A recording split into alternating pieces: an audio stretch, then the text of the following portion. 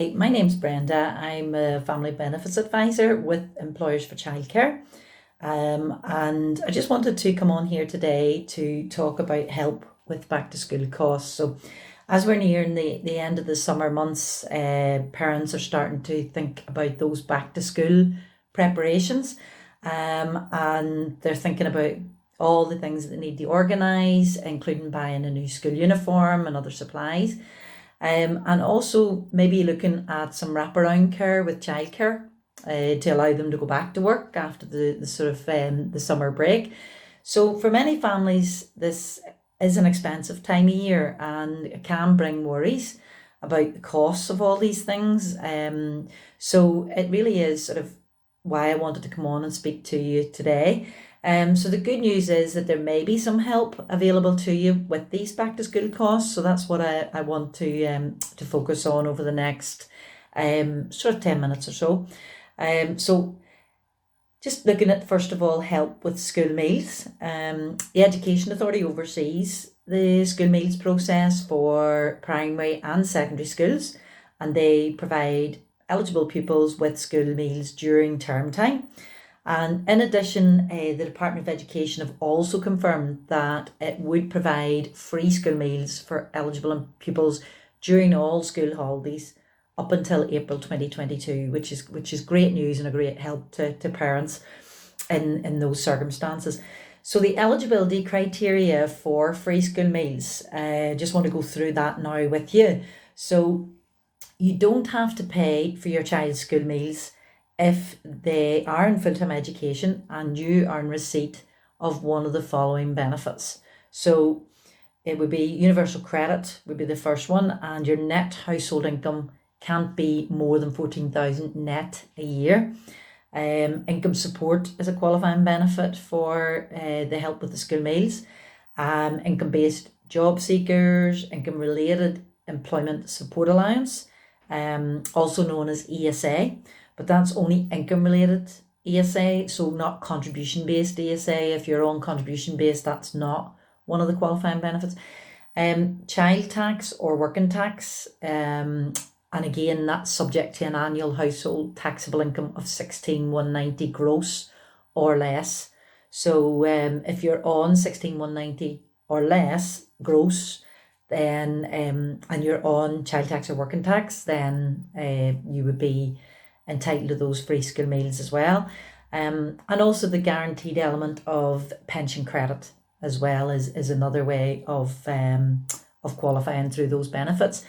There is also two other ways, not through benefit system, and that's for asylum seekers. So if you're supported by the Home Office Asylum Support Assessment Team, or your child, another way is if your child has a statement of special education needs and is designated to need a special diet. So you don't need to be on those qualifying benefits if your child fits that criteria.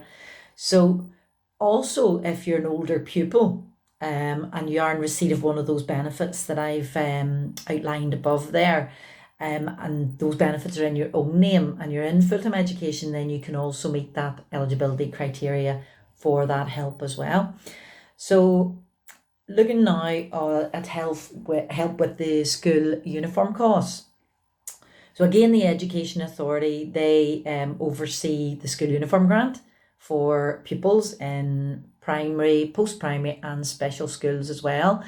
The eligibility criteria is similar to the free school meals scheme. So basically what I outlined for the school meals is the same for the school uniform costs. So the same qualifying benefits and everything else there. The households are entitled to one clothing allowance per school age pupil per academic year. So that's and the amount that you get is £35.75. That's the current amount for each child. And secondary school pupils attending a special school and pupils attending a special school who are under 15 on the 1st of August 2021 are entitled to a uniform allowance of £51 plus a PE physical education allowance of £22. So, and for secondary school pupils 15 and over on that date, the uniform allowance increases to £56 and the PE allowance remains the same at £22. So that's the cost, the school uniform that you can claim there if you qualify for that help. So then looking on to the transport costs for schools. So you've got the Education Authority, they are required to provide transport to and from school for any pupils who meet specific criteria. So in addition to this, a child with additional educational needs or disabilities, they may also receive the assistance with transport. So it's worth bearing that in mind as well. So the support is made available where there's no suitable school within a legal walking qualifying distance from the pupil's home, or where the pupil has not secured a place in an appropriate school within that distance. The Education Authority website can provide an online eligibility checker. So before you go on and complete the whole application, you can actually go on and check if you would be eligible on the eligibility checker. And you can go on to transport.eani.org.uk/eligibility checker, and that will take you into that. And also home to school transport assistance applications, they are online as well for both primary and post-primary school pupils. So, and you can get all this information on the free school meals and the uniform grants and the school transport by visiting the Education Authority's website. So that would be the eani.org.uk/financial-help. So that's the website for all that information that I've talked about so far. So sort of going on now to childcare costs. So I mentioned about the wraparound care for cost of childcare. So, certainly many families, certainly when it's come back to the school term time, that many families have to start looking at wraparound care for their children. So this can be sort of wraps around the school day, hence that term, and can be incredibly useful for working parents. So the most common types of wraparound care can be breakfast clubs and after school clubs. Some schools offer wraparound care, as do many private day nurseries and childminders. They can also facilitate drop-offs and pickups and things like that. So that's known as the wraparound care. So as with all forms of registered childcare, financial support may be available for those types of childcare.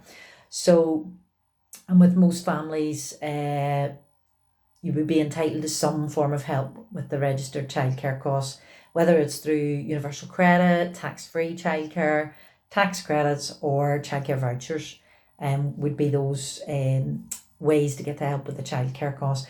So if you're using childcare vouchers, you may have reduced or paused your payments due to changes in your care through the summer or even due to COVID-19. So where appropriate, it may be that you need to look at increasing those amounts that you're deducting through your childcare vouchers to make those maximum savings, and also to retain your entitlement as well, because you don't want to be locked out of the vouchers because the government don't allow you to re-enter the vouchers. So you just want to make sure that you're looking at all of those things as well. So certainly, hopefully you've found all that information of use. Certainly a very prevalent time to cover things like that today. But if you do want more personalised advice and guidance, you can certainly contact the team, Employers for Childcare Family Benefits Advice Team. We provide impartial and confidential advice to parents on financial support that you're entitled to, and we can help you work out if you're eligible for any of those supports that I've mentioned there as well, the back to school costs, as well as sort of benefit entitlement checks and making sure that you're getting everything you're entitled to. So it's important that you get all the help that you're entitled to, particularly when you're paying out those registered childcare costs, which can be considerable costs on a monthly basis. Our advisors can certainly be contacted on the free phone number. It's 0800 028 3008, or why not email us on hello@employersforchildcare.org.